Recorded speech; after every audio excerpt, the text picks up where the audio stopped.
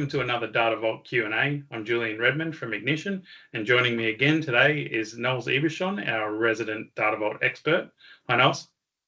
Hi, Julien. All right, straightforward, very to the point question today. Why are relationships in Data Vault so critical to capture?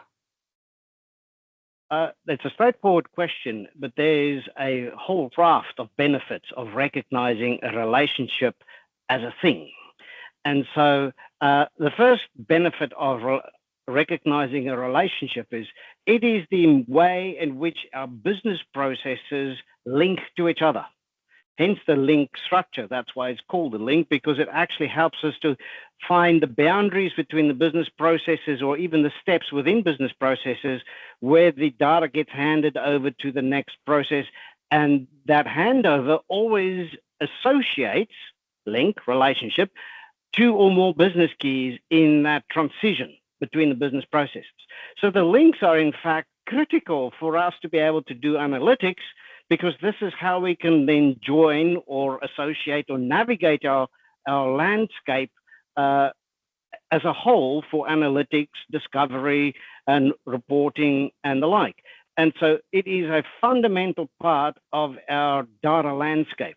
Now, Data Vault is unique in that it formally and properly grabs that relationship and creates it as a thing, which no other design paradigm does. And as a result, not only allows us to do our analytics, but it captures the intellectual property of the organization. It captures the functions of our business processes in associations between these business keys. Now, will you see some ugly links or ugly relationships in your data? And the answer is yes, because your source systems are ugly. Let's just be very clear about that. Whereas if you have a good, well-designed system, you will have nicely defined relationships.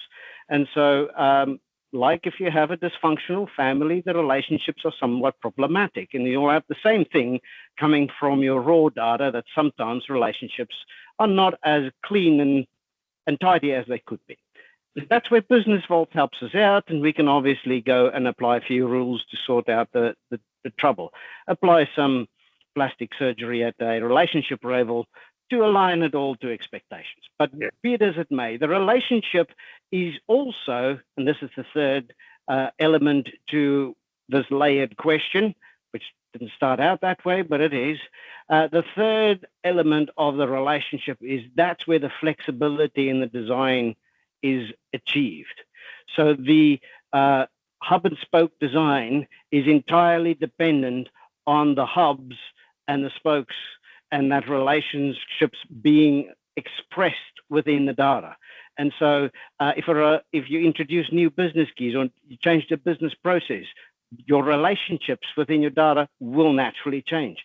And so the Data Vault tracks these changes on your behalf over time. And so that intellectual property doesn't get lost, but it also gives us the greatest flexibility in adjusting with both organic and revolutionary changes within the data landscape that you may achieve. Wow, thanks for peeling back the layers of the onion, I guess, there. That was great. And it is very much one of the most powerful parts of Data Vault, being able to create the relationships and track them. So absolutely. Thank you for that. Thanks for joining us for another Data Vault Q&A. There'll be another one along shortly, and we'll see you then. It was a pleasure.